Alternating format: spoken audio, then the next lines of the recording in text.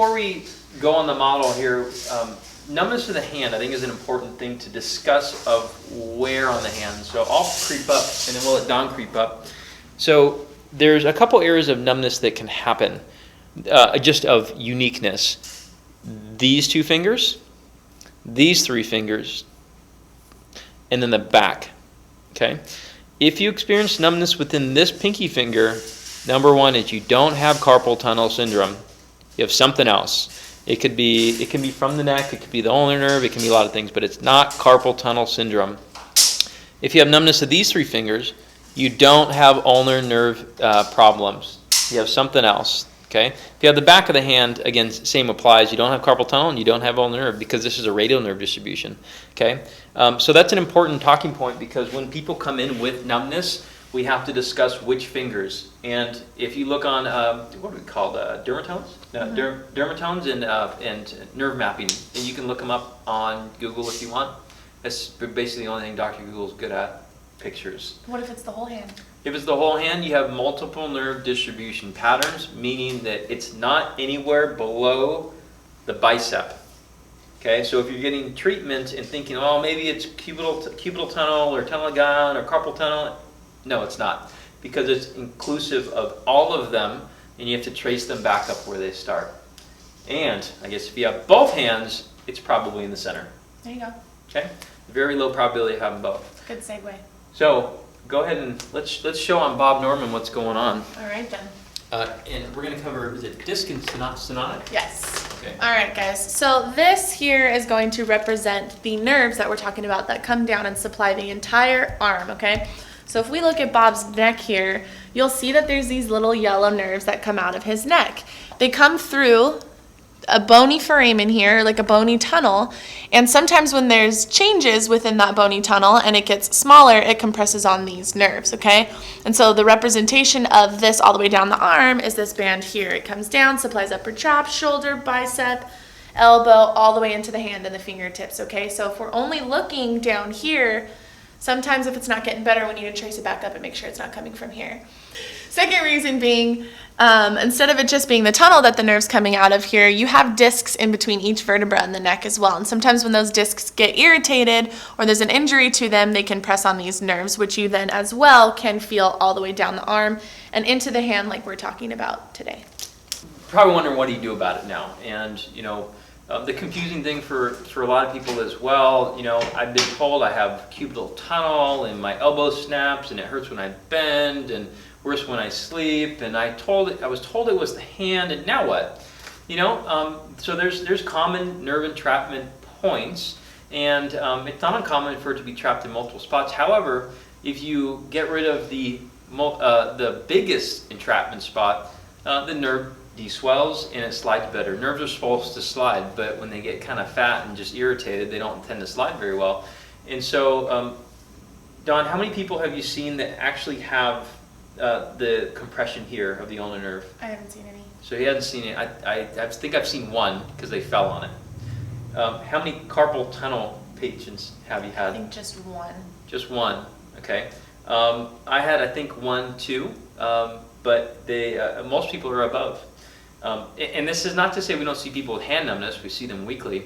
You just don't see true cases down here. We've seen people who have been treated down there, but they came here because it was unsuccessful. I saw one right here. Have you seen any here? Mm-mm.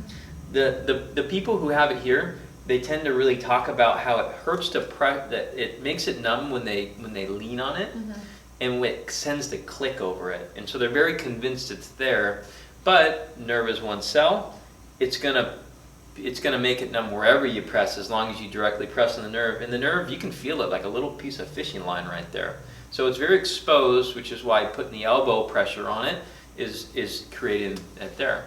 So in regards to the neck, how many people do you see it here and above? A lot more. A lot more. Like, give me a fake percentage. Of like people with neck pain? No, so they don't have neck pain. They just have Just the hand numbness, and Yeah. it's from here and above? No, they have hand numbness, and they're like, I'm in for hand numbness. How many people do you address it here and above and it goes away? All of them. Nearly all of them. Pretty much all of them. Nearly all Except of them. for the one that was a true carpal tunnel. Yeah.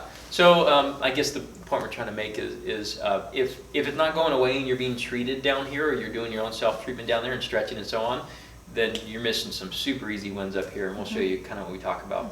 You're an expert in doing this one. It's because I got good chin. I got a good chin for it. So, you gonna go down there? Yeah, I'll go over here. Okay. All right, I like taking people through this one. So, What should people expect if what's an expectation if they do this, and what are they gonna feel? okay, so whether you do or don't have neck pain, what we're trying to look for is any sort of change in that numbness or tingling that you're feeling in your hand. You really shouldn't feel anything in the neck while doing this. And all you're going to do here, did that answer your question? Yeah. Okay. Because they're gonna. I was wondering because I always think about context in there, because you know, like we get the emails where like someone's like, "Hey, I tried that thing. It like helped for like a minute, and then I don't, so it doesn't work, right?" Yeah. So what is a realistic expectation, knowing that maybe the neck is going to be the true cause of their hand stuff? Okay, so if you're just trying it for the first time while watching this video, we're not looking for perfect, we're just looking for progress. So maybe the sensation in your fingers and your hand changes a little bit, it's starting to get a little bit better, or maybe it's not the tips anymore, now it's kind of moved into the hand, and oh, maybe now I now feel it up into the elbow. We're looking for it to travel up into the neck, okay? So away from the fingers and more towards the spine is the proper response to this that we're gonna do right now.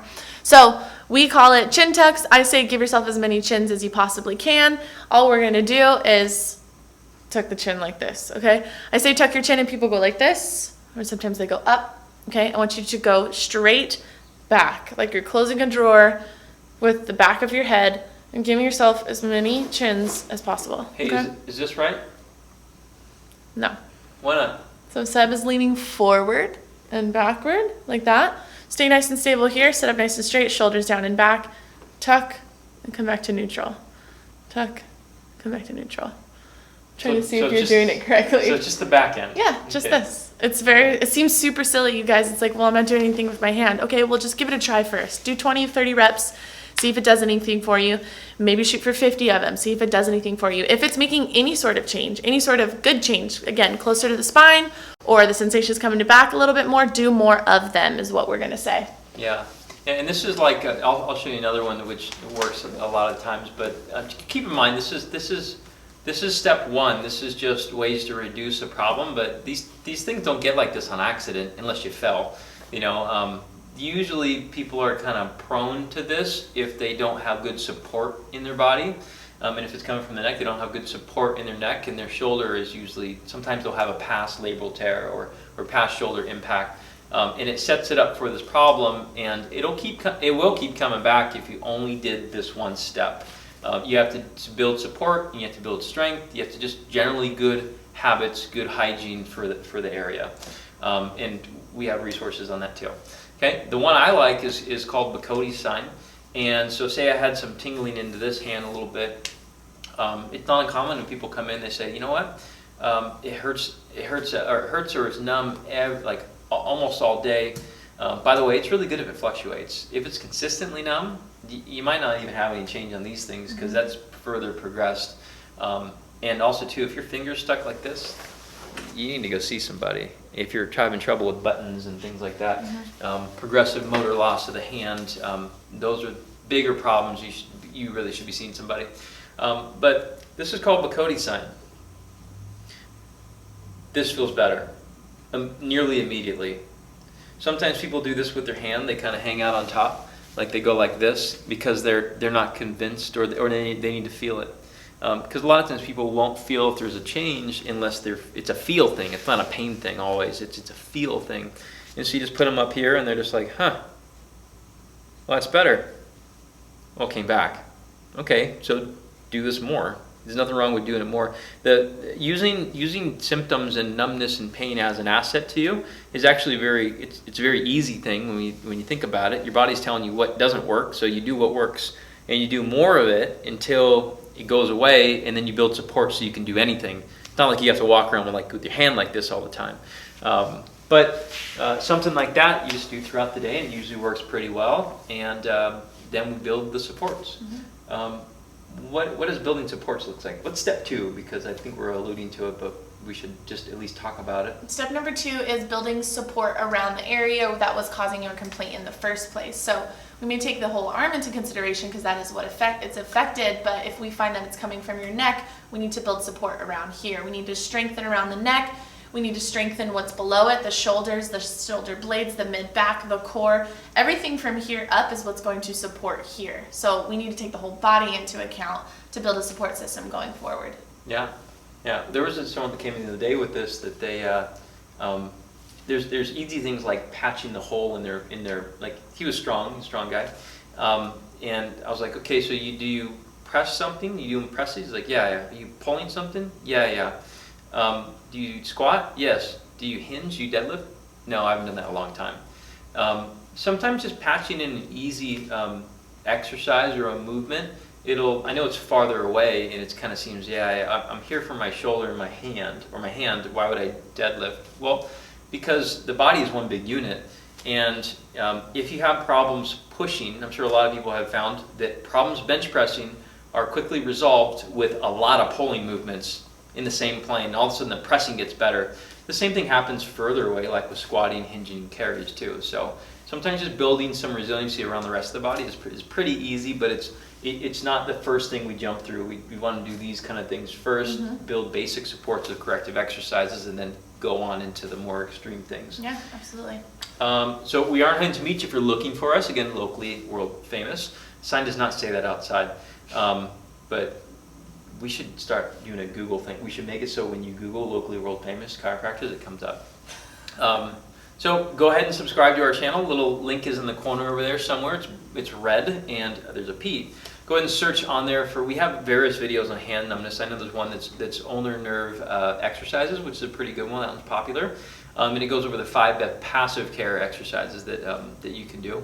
And there also is there's an online resource too. If there's numbness into these 2 fingers, there's an ulnar nerve book that I wrote. It's long, but it's helpful. If you're ever looking for stuff, like if you're searching through all these random websites and it's like, I've been searching through so much stuff on ulnar nerve, I've condensed it all into this one thing so you don't have to look anywhere, and there's original videos like this in there too. So come in and see us. We're looking to help.